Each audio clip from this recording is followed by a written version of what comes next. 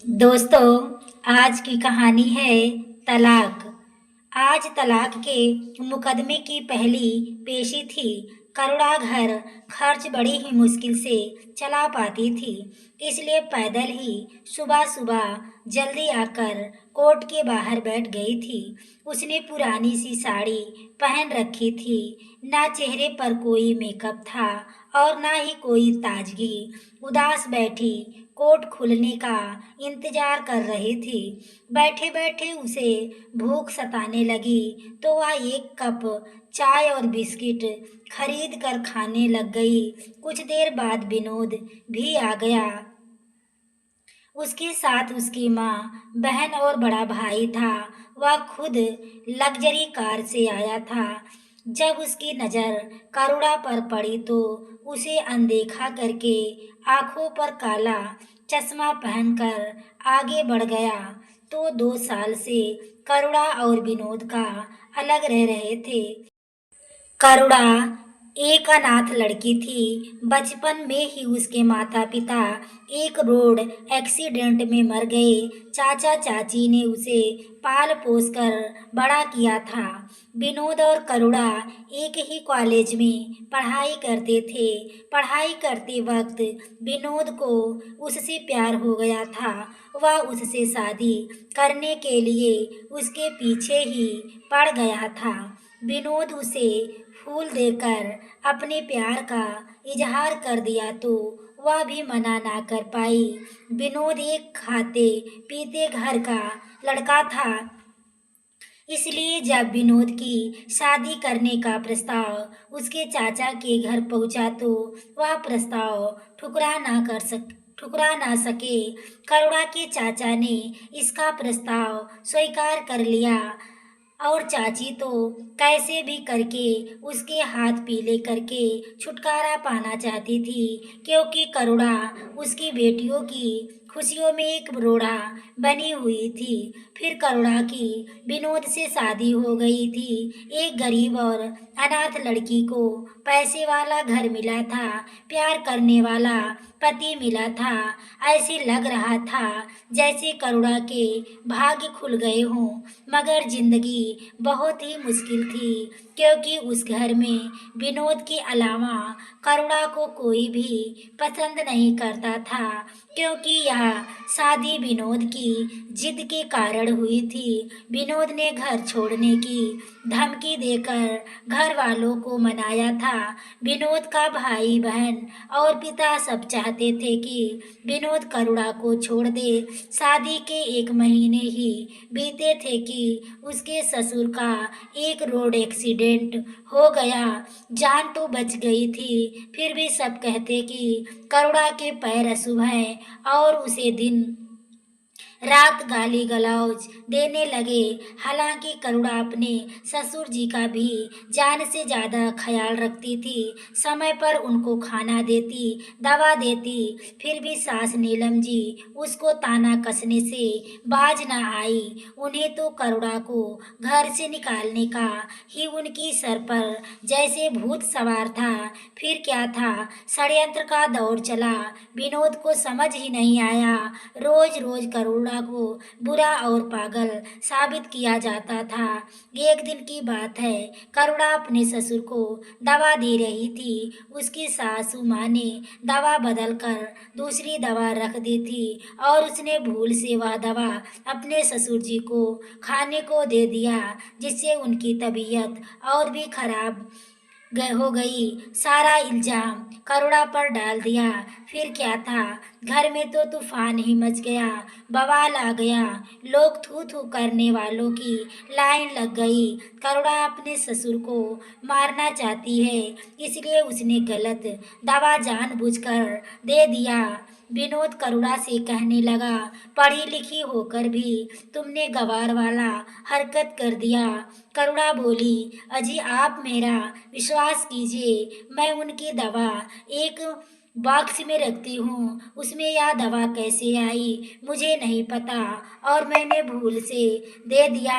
इसमें मेरी कोई गलती नहीं है। यह सुनकर विनोद तो बहुत गुस्सा करने लगा क्योंकि वह अपने पिता को बहुत प्यार करता था। इस चीज से दोनों अनजान थे कि घर वाले ही दोनों को अलग करने का साजिश कर रहे हैं और उनके ससुर जी इसमें शामिल थे। पैसे पानी की तरह बहाए गए। तब जाकर उनके ससुर की तबीयत में थोड़ा सुधार हो आया। धीरे धीरे घर में जो भी कुछ गलत होता, अनर्थ होता, सब लोग करुणा को ही कसूरवार समझते। ऐसे ही 6 महीने बीत गए। दिन करुणा की ननद मनोरमा को लड़के वाले देखने आए थे तो सास नीलम जी ने उसे खाना बनाने का फरमान जारी कर दिया। करुणा पेट से ही थी इसलिए उसे सारा खाना बनाने में बहुत बेचैनी हो रही थी, लेकिन डर के मारे सासू माँ से कुछ बोल नहीं पाई और खाना बनाने लगी। जबकि डॉक्टर ने उसे बेड रेस्ट करने को बोला था क्योंकि वह अभी तक ससुराल में ठीक से एडजस्ट नहीं हो पाई थी, इसलिए चुपचाप वह खाना बनाने में लगी। हर समय लोग ताना देते तो थोड़ा बहुत डिप्रेशन में रहने लगी थी। जब वह गर्भवती हो गई उसे बहुत कमजोरी होने लगी। ऐसे समय में उसे खाना तो नहीं बन पाता था। उसे खूब उल्टियाँ होती और चक्कर आता। लेकिन जब ननद को देखने वाले आए तो खाना बनाना उसकी मजबूरी हो गई। सासू माँ ने तो जैसे ही उसे किचन में ही झोंक दिया। सारी दोपहरिया में वह 15-20 मेहमानों का खाना अकेले बनाने लगी। उसकी हालत खराब हो गई। वह चक्कर खाकर गिर गई। उसके पेट में भयंकर दर्द होने लगा। उसे अस्पताल ले जाया गया तो पता चला कि उसके पेट में ही बच्चे ने दम तोड़ दिया। यह खबर सुनकर विनोद तो बहुत ही टूट गया क्योंकि उसे बच्चे से बहुत लगाव था। इससे इसमें भी सासू माँ नीलम जी चालाकी खेलने में बाज नहीं आई। अस्पताल में ही वह रोना पीटना शुरू कर दिया। हाय रे विनोदिया क्या कर दिया इस करमजली ने। देखा मैंने पहले ही तुझे मना किया था इससे ब्याह मत कर, पर तू तो नहीं माना। मैंने तो दादी बनने का कितना सपना सजाया था, क्या क्या मेरे अरमान थे। या करूँगी वह करूँगी, सब पर पानी फेर दिया इस लड़की ने। वह कहने लगी मैं तो कहती थी कि तेरी बीबी के पैर अशुभ हैं, देख अपने बेटे को भी खा गई। अरे जो जन्म लेते ही अपने माता पिता को खा गई और यहाँ पैर पड़ते ही अपने ससुर को बिस्तर पर कर दिया। तो सोच ऐसी लड़की से ब्याह करके तुझे क्या मिला। हम कोई दुश्मन थे जो वह हमें बता नहीं सकती थी।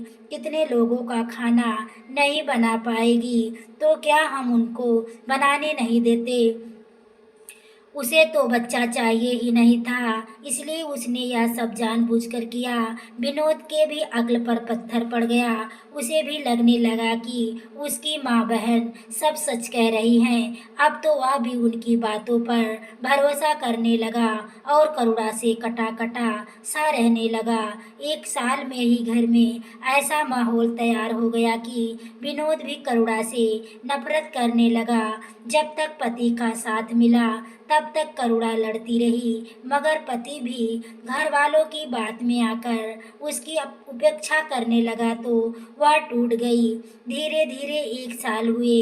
विनोद और करुणा की एनिवर्सरी की तारीख भी आ गई। करुणा भी उम्मीद लगाए बैठी सब कुछ शायद ठीक हो जाए, लेकिन जब विनोद ने उसे एनिवर्सरी वाले दिन बहुत अच्छा गिफ्ट दिया, यह सुनकर उसे बड़ा झटका सा लगा।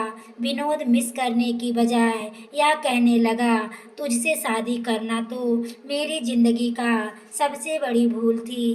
तू मेरे घर से मेरी जिंदगी से निकल जा। अब तो करुणा भी उदास रहने लगी। अपना सामान लेकर ससुराल छोड़कर मायके चली गई। वहाँ मायका तो नहीं, उसका अपना नहीं था, बेगाना ही था। ससुराल को छोड़कर चाचा और के चाची के यहाँ पिहर आ गई, मगर उसकी किस्मत यहाँ भी दगा दे गई। कदम कदम पर उसका साथ देने वाला चाचा भी हार्ट अटैक का शिकार होकर भगवान को प्यारे हो गए। चाची तो पहले से ही इसे खाए खाए बैठी थी। चाची तू अपने पति की वजह से ही करुणा को बर्दाश्त करती थी, लेकिन जब वह चले गए तो अब तो करुणा उसे फूटी आंख न सुहाती और उसे भी चाचा के निधन के कुछ दिन बाद करुणा को घर से निकाल दिया, यह कहकर कि जहाँ भी जाती है असुविधा ही फैलाती है, हमें भी बेघर कर देगी। जैसे तैसे करके उसे एक ब्यूटी पार्लर के काम मिल गया। वहाँ 200 महीने में वहाँ काम करने लग गई। 200 तो उसकी मकान के किराए में ही खर्च हो जाते। बचे हुए पैसों को वह अपना घर चला रही थी। इसी बीच विनोद ने और ना ही उसके परिवार वालों ने उसकी कोई खबर ली। विनोद का घर छोड़े उसे 2 साल हो चुके थे। फिर उसे एक नोटिस मिला जिसमें विनोद ने उसे उसके उससे तलाक मांगा था। तलाक के पेपर पाते ही वह फपक फपक कर रोने लगी। अब उसकी जिंदगी वीरान हो जाएगी। तलाक के केस की पहली सुनवाई थी। जब कोर्ट के हलकारे ने उसका नाम पुकारा तो वह अंदर गई। विनोद अपने भाई और बहन के साथ वहां बैठा था। मुकदमा शुरू हुआ तो विनोद के वकील पहले से तो दोनों के शादी के झूठी दास्तान सुनाया बया कि जज साहब मेरे मुमकिन के साथ बहुत बड़ा धोखा हुआ। मासूम सी लगने वाली करुणा एक चरित्रहीन औरत है। ना जाने कितने मर्दों के साथ उनके संबंध है। करुणा की सास ने कई बार इसे गैर मर्दों के साथ पकड़ा था। यह एक बेहद गिरी हुई औरत है। इसने मेरे भोले भाले विनोद को प्यार के जाल में फंसाया, फिर उसकी जिंदगी तबाह कर दी। विनोद मेरा पैसे वाला है और यह लड़की बहुत ही लालची है। चाहे तो आप इसके चाची से पूछ लीजिए। जज साहब, इसकी चाची कोर्ट में उपस्थित हो। उन लोगों ने चाची को भी पैसे देकर खरीद लिया था और चाची ने करुणा के खिलाफ झूठी गवाही दे दी, जिसमें विनोद का केस तो बहुत मजबूत हो गया, लेकिन मजबूरन करुणा अकेली सी पड़ गई। जज साहब ने करुणा से पूछा, क्या आपका कोई वकील है? करुणा बोली, नहीं।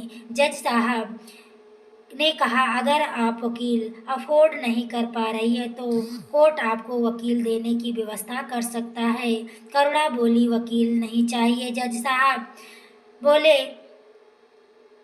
आप अपने ऊपर लगे आरोपों को स्वीकार करती हैं।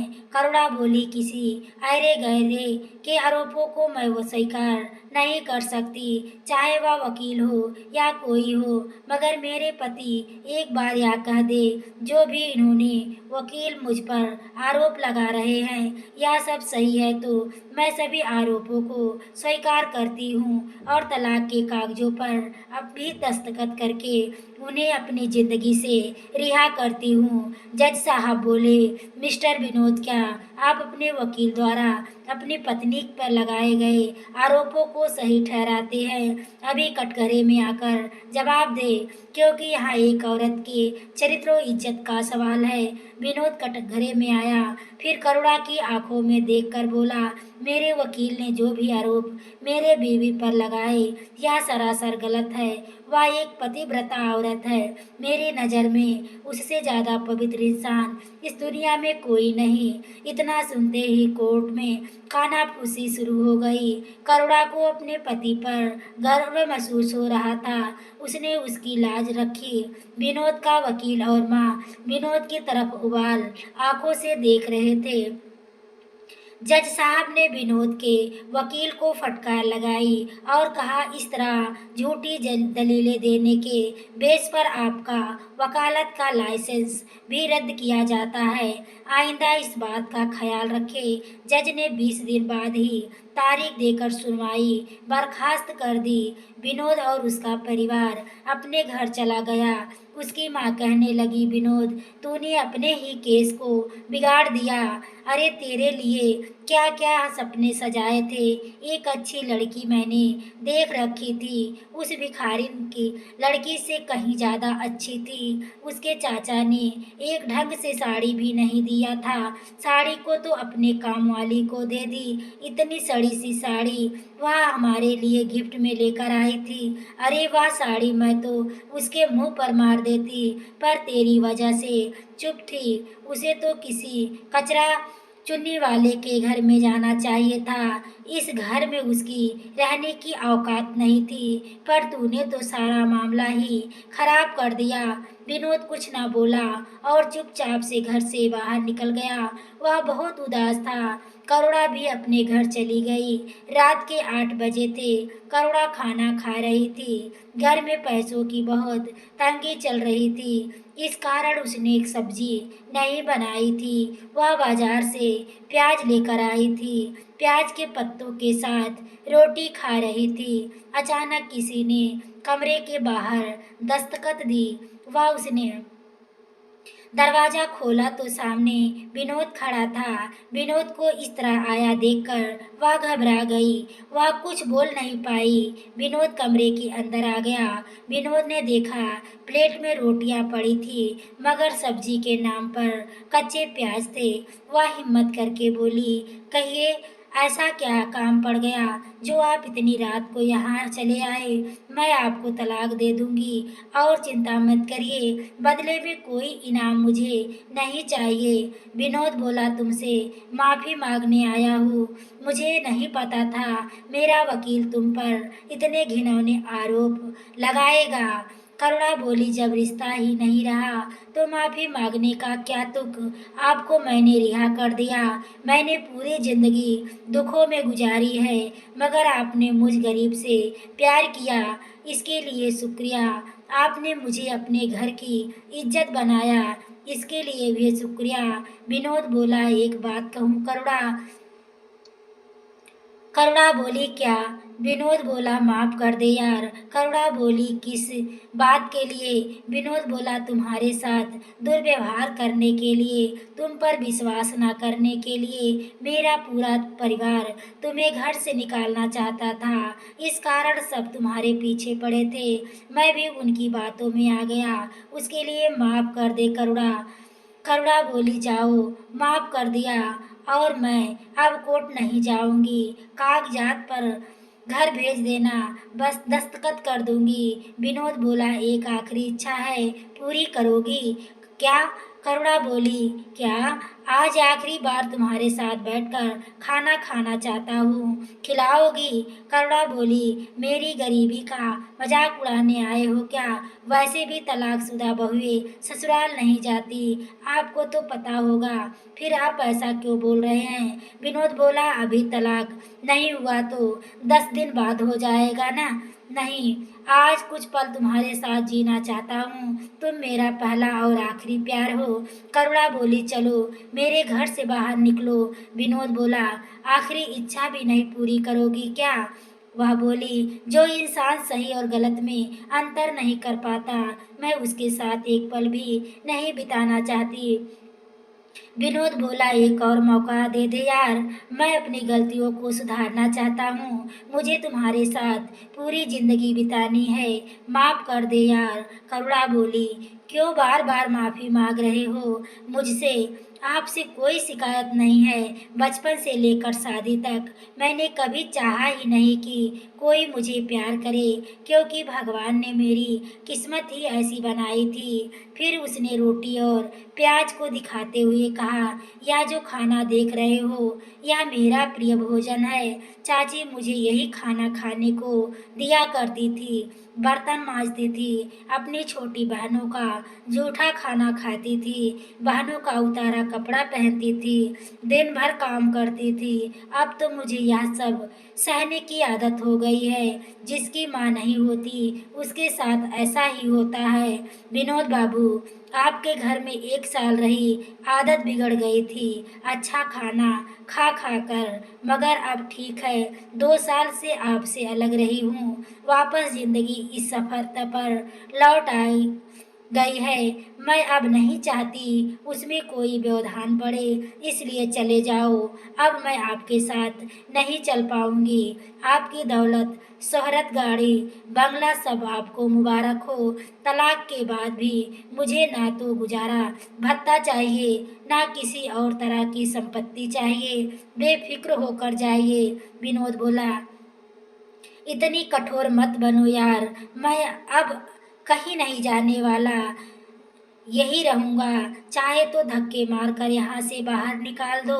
फिर विनोद ने प्याज रोटी उठा ली और खाने लगा, मगर एक निवाला भी अंदर नहीं उतर सका।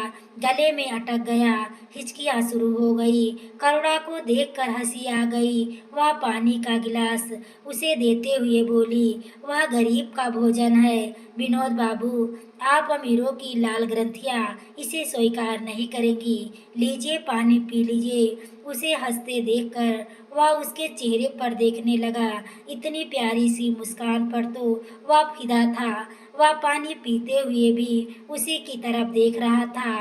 करुणा उससे नजरें नहीं मिला सकी, इस कारण उसने नजर को झुका लिया। विनोद ने उसका हाथ पकड़ लिया, बोला, प्लीज करुणा, एक मौका और दे दे, मैं तुम्हारे बिना नहीं रह पाऊंगा। करुणा का हाथ पकड़ लिया, बोला, करुणा, एक मौका और दे दे यार, मैं तुम्हारे बिना नहीं रह पाऊंगा। करुणा बिना हाथ छुड़ाए कहा, 2 साल हो गए, मेरे बिना ही तो रह रहे हो। वह बोला, रह कहाँ रहा हूँ, दिन काट रहा हूँ, दिन रात तू ही याद आती है।